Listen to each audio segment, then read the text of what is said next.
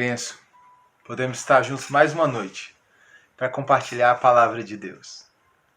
Nesse momento, eu gostaria que os irmãos abrissem as suas Bíblias em Mateus capítulo 6, versículo 10. Nós leremos o versículo 10, que diz assim: Venha o teu reino, faça-se a tua vontade, assim na terra como no céu. Essa é parte da oração que Jesus Cristo nos ensina na oração do Pai Nosso. Como já vimos, oração não é uma fórmula mágica em que repetimos palavras e palavras e nós vemos então um encantamento ser feito. Não é como aquelas pessoas que ficam dizendo: olha, venha e eu vou trazer o seu amado em 3 dias. Tem nada a ver. A oração é um meio de alimento, de nos alimentarmos. É um meio de graça em que nós nos alimentamos de Deus, em que nós depositamos as nossas confianças em Deus, em que nós desenvolvemos um relacionamento com Ele, como o próprio Cristo diz. Quando orarem, orem assim: Pai Nosso. Um relacionamento familiar, porque nos tornamos família de Deus por meio de Cristo Jesus, nosso Senhor. Em que Deus nos reconciliou consigo, por meio de Cristo nos fazendo povo, herdeiros, família de Deus. Não só isso, Jesus Cristo nos ensina também que a oração nos faz identificar e entendermos quão santo Deus é. Onde nós passamos a levar Deus a sério, porque estamos diante de Deus Todo-Poderoso. Jesus Cristo aqui, nessa oração, nos ensina então princípios grandiosos, como já temos falado nesses dias. Princípios que tocam os céus. Nós já falamos sobre o nosso Pai fantástico. Nós já conversamos sobre levar Deus a sério. E nessa noite, eu gostaria de conversar com os irmãos sobre o seguinte princípio: quando os céus tocam a terra. A nossa oração precisa ansiar que os céus toquem a terra. A nossa vida de oração, a nossa caminhada como discípulos precisam ansiar que os céus toquem a terra. O texto que lemos, que diz assim: Venha o teu reino, faça-se a tua vontade, assim na terra como no céu. Ele é um texto fantástico. As palavras nesse texto são muito fortes no grego. E Jesus Cristo nos ensina princípios maravilhosos por meio dessas palavras e por meio desse pequeno versículo. Nos ensina que nós precisamos desejar que os céus toquem a terra por meio do reino dos céus. E aqui Jesus Cristo evoca então a figura do reino de Deus. Venha o teu reino. A palavra venha, a palavra eleteto, ela tem uma força maravilhosa. Porque não é a perspectiva só de vir, como se algo tivesse ainda chegando, mas é uma perspectiva de estabelecer-se, de fundir-se, de criar raízes profundas.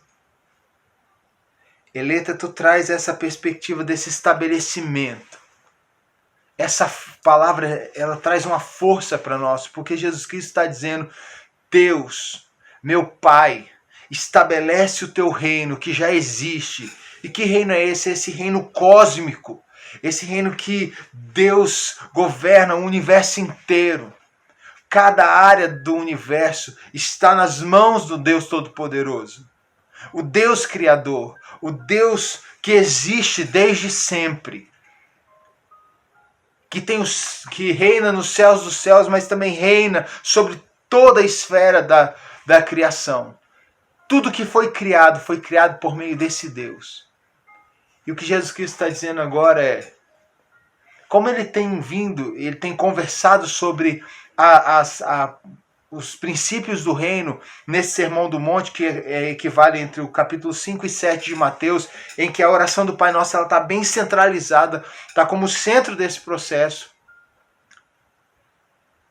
Ele então já vem falando do reino, dizendo que buscar primeiro o reino de Deus e todas as suas coisas, toda a sua justiça e as demais coisas serão acrescentadas. Ele traz lá nas bem-aventuranças que é o papel ético do reino. E ele vai falar sobre todo o processo de perdão, de amor, de vida, toda a ética, toda a vivência do reino.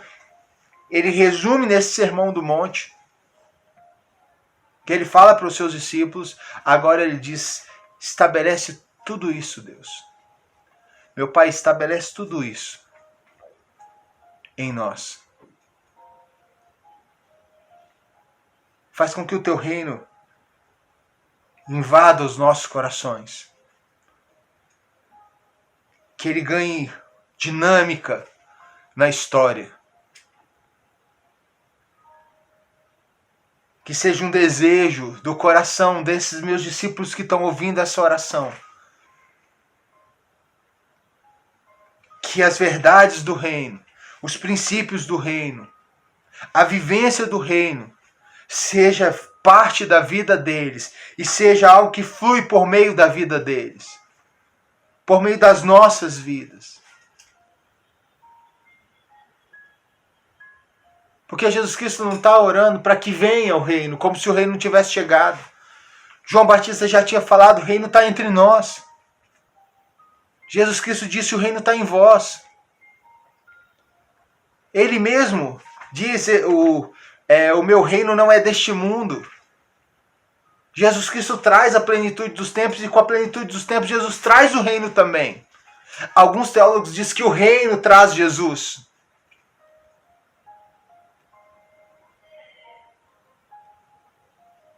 E é nesse momento, queridos, que Jesus Cristo olha e diz, Pai, o seu reino já está na terra. O Senhor já reina. Agora estabelece esse reino por meio da minha vida. Porque é isso que Deus faz. Ele estabelece o reino dele por meio de Cristo Jesus em nós e a partir de nós.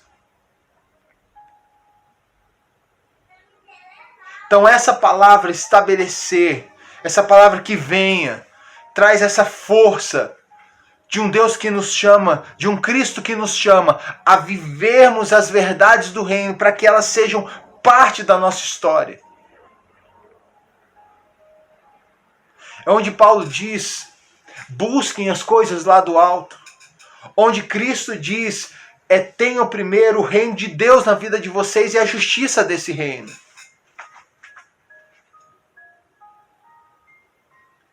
Paulo nos chama de embaixadores de Cristo. Porque ele sabe muito bem que por meio de Cristo o reino foi estabelecido. E é esse reino que de uma forma dinâmica vem ganhando cada vez mais espaço até a consumação dos séculos, onde Cristo voltará. E esse reino vai ser plenamente estabelecido, totalmente estabelecido. Porque é um reino que veio trazer redenção.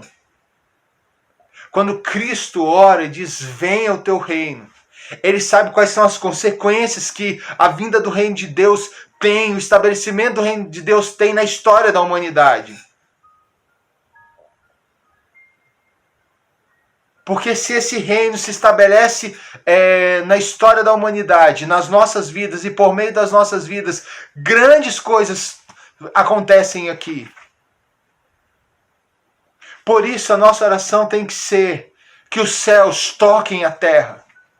Por isso a nossa vida precisa viver os princípios da eternidade, para que os princípios da eternidade nos façam tocar a nossa história, ou a nossa vida cronológica. Para que a esfera espiritual envolva a esfera natural.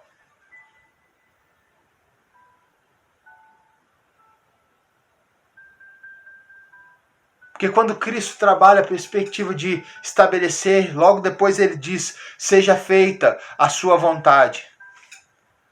A palavra seja feita aqui é geneteto, que ele tem origem em duas palavras. Gênesis e ginomai. Na antiguidade, a palavra ginomai também tinha o sentido de nascer, de ser gerado. Era o sentido mais fraco dessa palavra, mas era nesse sentido, que depois foi substituído pela palavra Gênesis, que é início, origem, geração. Mas a palavra geneteto aqui nos traz justamente essa ideia. Não é ser feita como algo obedecido ou cumprido como uma missão somente, mas é algo que seja gerada a tua vontade. Essencialmente, Deus, isso possa ganhar o coração das pessoas, seja feita a sua vontade, como é feita nos céus, como na eternidade. Os anjos te adoram, te louvam, cumprem cabalmente o que o Senhor ordena, que nesse contexto que nós vivemos, um contexto de rebeldia, um contexto de inimizade com Deus, um contexto em que nós abrimos mão de um relacionamento com Deus, a oração de Jesus Cristo é que se os céus tocarem a terra, se for gerada a tua vontade nos nossos corações, se nascer em nós a tua vontade, nós viveremos da mesma forma que os céus vivem contigo, nós viveremos contigo, Senhor. Jesus Cristo ensina aos seus discípulos, diz, portanto, orareis assim. Estabelece o teu reino em nós, Senhor. As verdades, os princípios, a ética, a realidade, a dimensão do teu reino em nós. E ao nos mostrar e nos revelar todo esse arcabouço do teu reino, faz com que isso gere nos nossos corações um anseio de vivermos como no céu se vive contigo. Vivermos as etapas do céu nesta terra. Porque o reino dos céus, para muita gente, é só aquela questão escatológica lá no final. Mas ele também é escatológico. Ele sim fala dos últimos dias, do estabelecimento eterno. Mas esse reino também começa aqui, com a vinda de Cristo, marcando a nossa história, mudando a nossa trajetória. Na década de 70, houve um pacto chamado Pacto de Lausanne, em que havia uma grande discussão entre os teólogos do mundo inteiro, em que muitos pensavam que a pregação do Evangelho, a pregação do reino, era só falar para a pessoa, aceite a Jesus, ele vai mudar a sua vida, e dali ele saía. Essas pessoas estavam preocupadas com a eternidade daqueles que eles estavam pregando o Evangelho. Mas havia também teólogos que diziam assim, não, o reino ele tem a ver com a mudança do ambiente que você está. O reino é para agora. O reino é para agora. Se ele mudar agora, já chegou a plenitude dos tempos, em que se mudavam as estruturas sociais e tudo mais. No Pacto de Lausanne, fizeram com que essas duas mentalidades de teólogos se unissem, dizendo não, vamos repensar isso, não é só um reino escatológico, não é só para os últimos dias, não é só para vivermos no céu. Ele é para ser experimentado aqui também, e ele é para causar transformação aqui também. E o Pacto de Lausanne vai dizer sobre isso. Que o reino ele começa em Cristo. E ele vai continuar até a eternidade. Em que como um grão de mostarda, o próprio Cristo falando sobre isso. Como um grão de mostarda plantado na terra, em que você fala, caramba, é a menor das hortaliças. Mas quando ele cresce, é o menor das sementes, mas quando cresce é uma grande árvore. A maior das hortaliças, trazendo sombra, abrigo e tantas outras coisas. Significa que esse reino que se estabeleceu, que veio para esse mundo, está se estabelecendo e ele está ganhando corpo por meio do corpo de Cristo. Nós somos embaixadores de Cristo. Nós somos esses que são ministros da reconciliação. Nós representamos esse reino. E representamos esse reino não só quando vamos à igreja. Não podemos confundir reino com igreja. A igreja pertence ao reino, mas ela não é o reino completo. O reino ele tem uma dinâmica muito maior. Ele tem uma dinâmica cósmica mesmo, de mudança cósmica, de mudança estrutural, de mudança espiritual, de mudança pessoal. Ele alcança as nossas vidas, ele alcança por meio das nossas vidas. Quando o evangelho do reino toma conta das nossas vidas, ele nos reconcilia com Deus, ele nos reconcilia conosco, ele nos reconcilia com o próximo, ele nos reconcilia com a criação. Há uma reconciliação completa, integral. E é dentro dessa ótica que homens como Martim Lutero, homens como Calvino, homens como Abraham Kuyper, homens como William Wilberforce, homens como John Knox, homens como William Tyndale, Charles Spurgeon, homens como Jonathan Edwards e tantos outros, mulheres como Sophia Miller, Susanna Wesley, que entenderam, que absorveram, que viveram, que fizeram essa oração poderosa, que decidiram viver esse princípio poderoso. Deus faz os céus tocarem a terra. Que os céus toquem a terra por meio das nossas vidas. Toda vez que a igreja fez essa oração, toda vez que a igreja do Senhor Jesus Cristo decidiu viver o princípio de Deus toca os céus, a que os céus toquem a terra, nós vimos grandes coisas acontecerem no movimento da história. Os grandes avivamentos. Quando o céu tocou a terra, a nossa salvação se estabeleceu por meio de Cristo Jesus, quando Deus se fez homem. E o que Cristo está nos ensinando nesta noite é que nós precisamos orar para que se estabeleça em nós, para que os princípios do reino sejam gerados no nosso coração, surjam na nossa alma, impactem as nossas vidas e nos faça viver na terra o que se é vivido nos céus.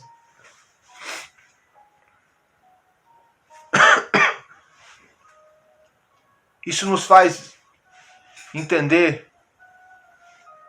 que dentro da demanda do reino,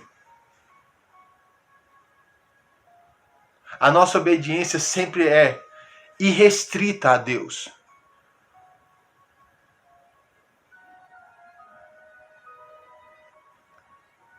E que nós devemos viver, independente do momento, do contexto de vida que nós tivermos no nosso país, no mundo. Ainda que as nossas vidas sejam postas em risco, ainda que nós sejamos lançados na cadeia, como Paulo que disse, eu sofri naufrágio, eu lutei contra feras, fui picado por serpente, eu fui apedrejado, fui perseguido, açoitado, preso, fiquei em cadeias, mas tudo isso por amor a Cristo. Porque Paulo se entendia embaixador desse Cristo. Aonde nós entendemos que a igreja ela sempre vai ser a resposta de Deus para o mundo. Porque quando a igreja vive os princípios do reino, Deus revela ao mundo as suas boas novas. Quando eu e você, como igreja, vivemos como embaixadores de Cristo, nós vivemos aquilo que Tertuliano dizia aos seus irmãos em Cristo que estavam em cadeia, dizendo, olha, enquanto as mentes de vocês estiverem nos céus, as correntes serão leves demais. Homens como Policarpo de Esmirna, um dos pais da igreja, que ao ser queimado levanta as mãos para os céus e perguntaram para a comunidade dele, mas por que ele ficava com as mãos para os céus estendidas todo o tempo? Ele dizia assim, porque era o sinal de que as chamas eram suportáveis, que valia a pena. morrer pela causa do Evangelho, viver e tocar todas as esferas das nossas vidas com os princípios e a ética do reino dos céus. É dizer ao mundo, assim diz o Senhor. É viver no mundo o amor de Cristo e a justiça de Cristo também.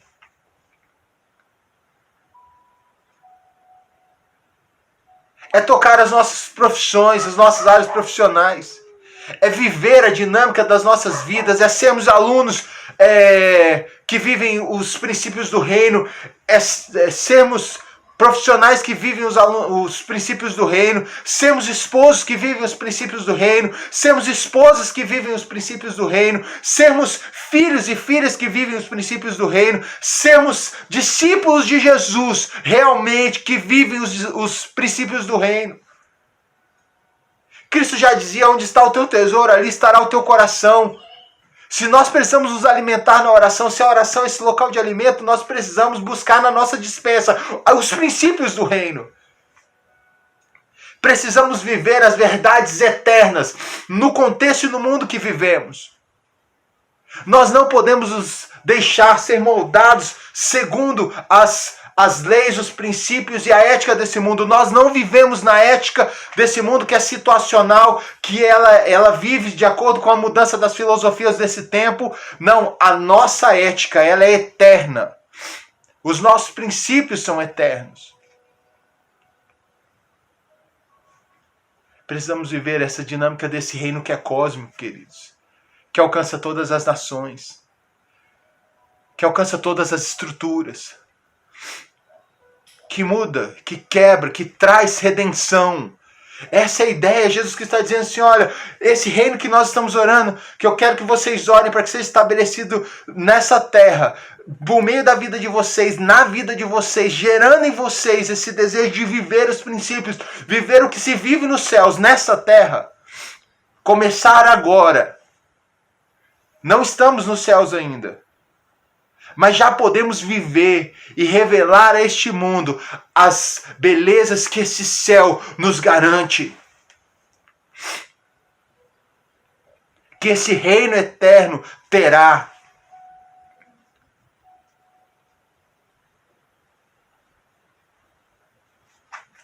Quando vivemos dessa forma, queridos,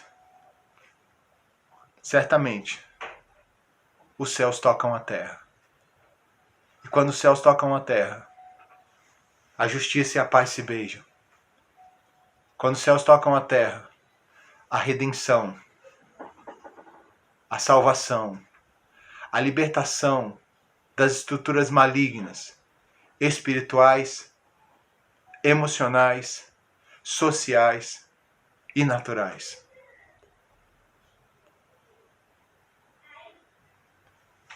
Fica a dica. Leiam, assistam um documentário chamado O Avivamento nas Ilhas Fiji. E veja como Deus ganhou o coração desse povo. Veja como Deus mudou a história dessas ilhas por meio de um povo que entendeu que precisavam buscar poderosamente a Deus para que os céus pudessem tocar a terra. Vale muito a pena, porque o reino dos céus tocou a história dessa ilha, mudando seus habitantes, mudando os seus líderes governamentais, mudando a igreja, mudando cada discípulo de Jesus, transformando.